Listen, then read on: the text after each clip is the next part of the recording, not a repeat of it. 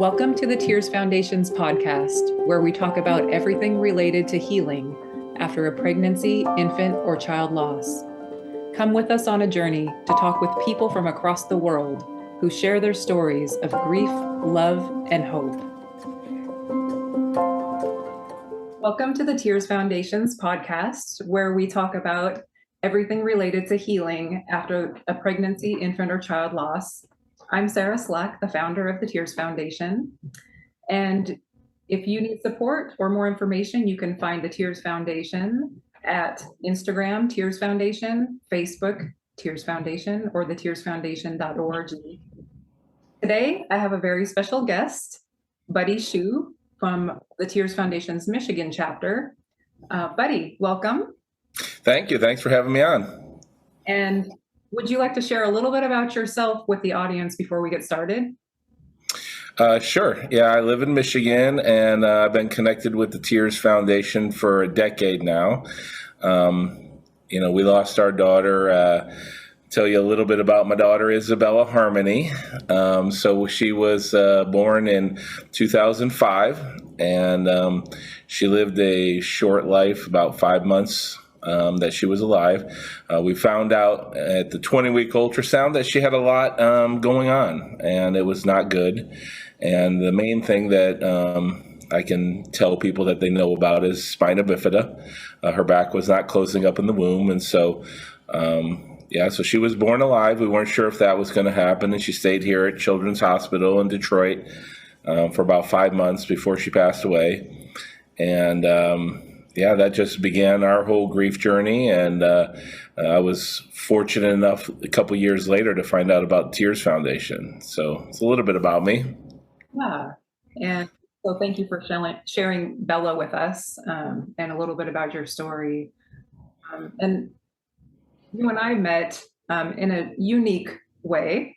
Yes. A contestant on the reality show, The Biggest Loser. Mm-hmm.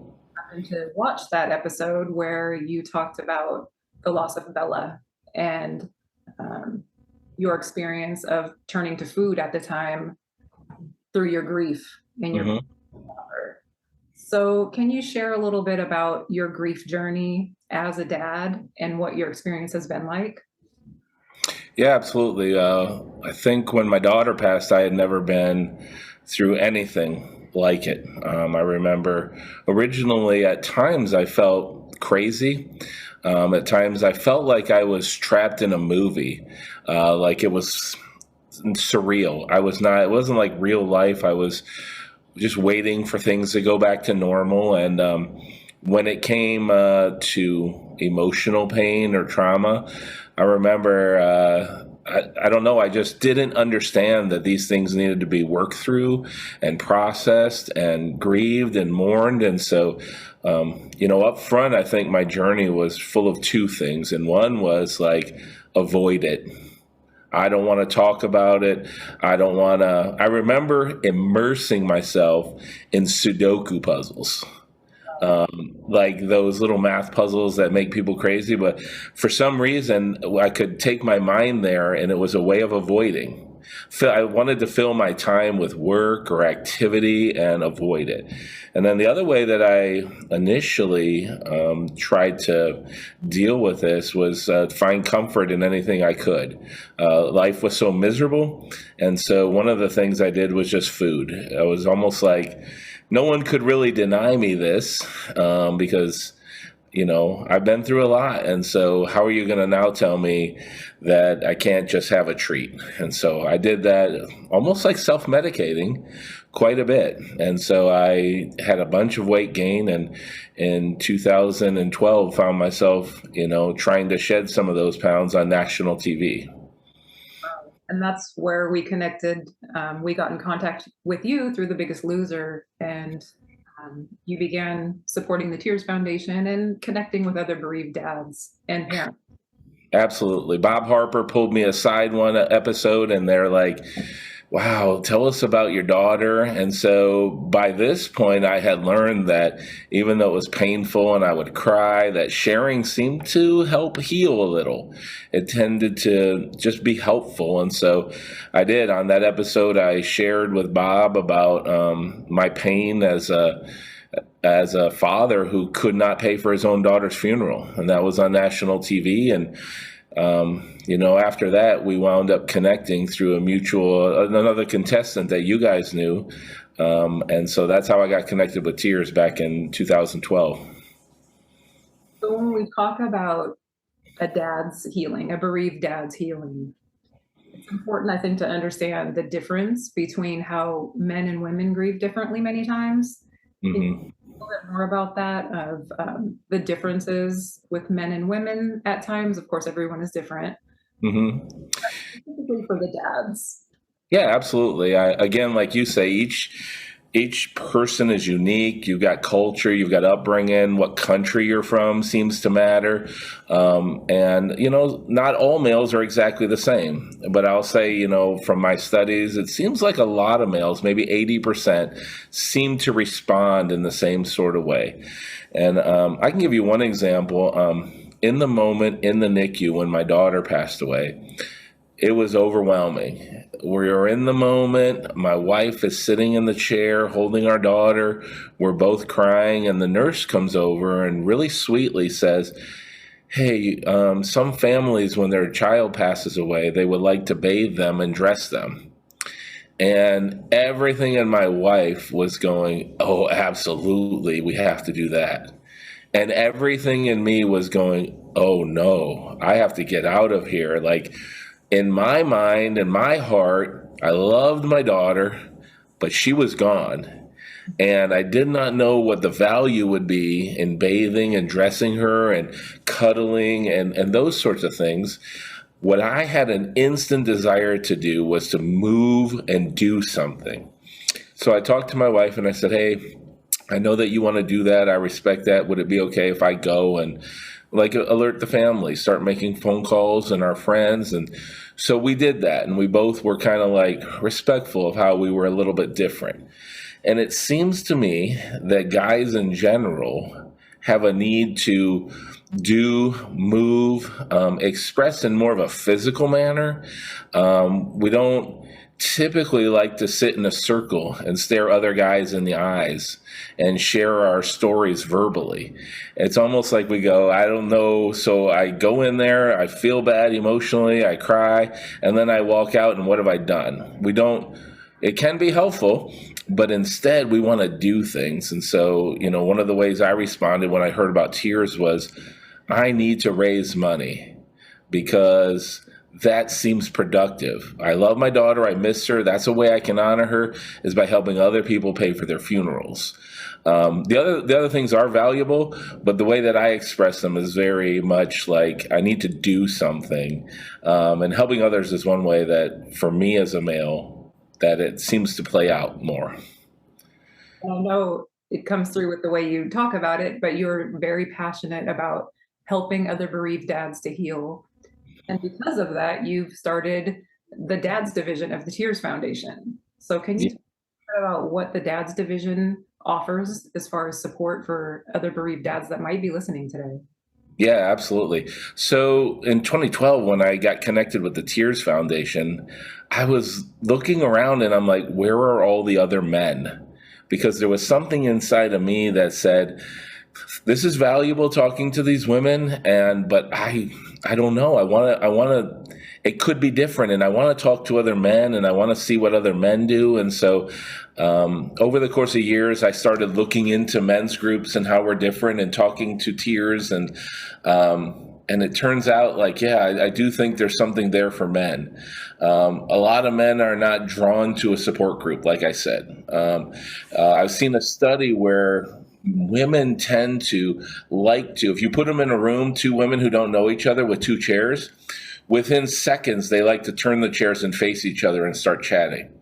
And if you send two men who don't know each other into a room with two chairs, they'll sit next to each other and occasionally go, hey, but we don't turn and go eye to eye. And so with the Dad's Division, one thing that we are trying to do is create a safe environment for men to mourn and grieve their loss in a way that is safe for them, that they feel represents them as a man. And so what we're trying to do is state to state to develop men as leaders, and for them to have activities and events where men can come and be shoulder to shoulder.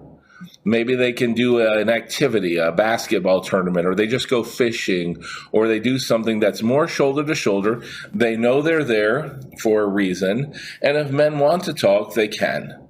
But they're not kind of forced into an uncomfortable situation, looking at other guys and saying, now share your story.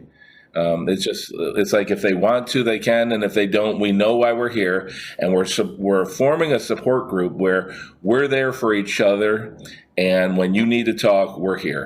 And so that's what we're trying to do. We're trying to expand it state to state. I love that so much and appreciate everything that you've done to get that started. And dads can reach out to you through the Tears Foundation if they're interested in getting the support or getting involved. Oh yeah, absolutely. Like again, there's something in me that says I still love my daughter. It's one of the hard parts of grief and mourning is that when your loved one dies, your love for them doesn't die. So you still have the love. I still have my love for Bella, but then what do I do with it? And if I don't have a place to kind of like give it away or release it, then that turns into just something negative inside of me. And so for me, I view talking to other men, getting together, rubbing shoulders with them, watching a game together. I view it as a way that if I'm there for them, I'm giving the love I have for my daughter to them. And somehow it seems to be mutually beneficial. It seems to be a win-win. That's beautiful. And so it's been many years since Bella passed away. And how are you doing now? How is your family doing? And what are you doing? I know you're doing the Dad's Division. What do you do to continue to keep her memory alive and to honor your daughter, even though she's Okay. Yeah, I mean, a couple of weeks now, she would have been 17. So we'll celebrate her birthday. I try to do things on a small personal level. What I mean is so I have 4 kids here at home, and we love the superhero stuff. Every movie that comes out, we love it. So a couple years back, a movie came out on the anniversary of our daughter's death. It was called Captain Marvel. And so one way that I remember or honor, I actually put word out to anybody who wanted to join me. I said, I'm going to go to this movie as if I were going with my live children. And on the way home, we would always pretend, I'm always Hulk Daddy, Smash, and the other kid would be Iron Man, and we all pretend and, kind of do the whole family thing. I said, I'm going to go watch this movie, and I'm going to pretend that my daughter's there and that she's Captain Marvel. And so that was just kind of one way. I had 30 friends join me at the movie.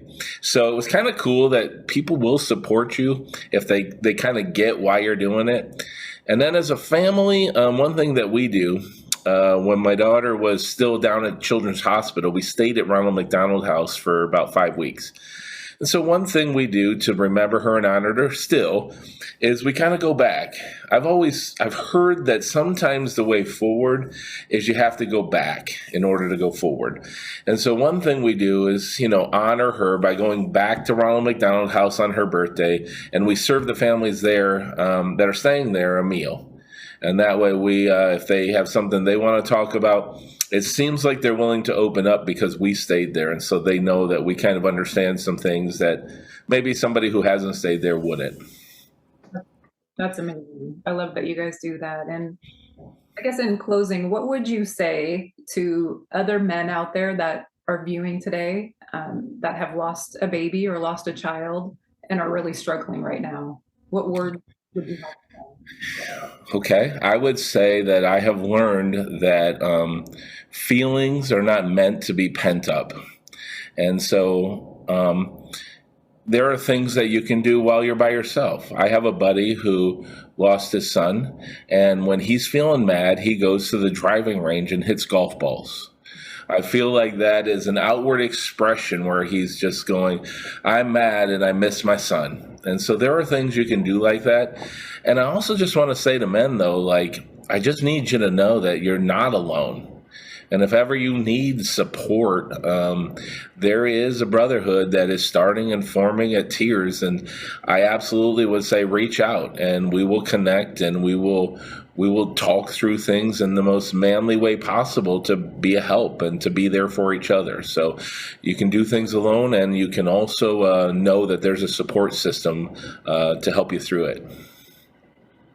Randy, thank you so much for speaking to the dads and for sharing your story. And dads that are listening out there, again, you can find us at Tears Foundation on Instagram, Tears Foundation on Facebook, or the tearsfoundation.org, and also on our YouTube channel. Thank you, buddy, and we appreciate everything that you're doing for the fathers out there. Thank you so much.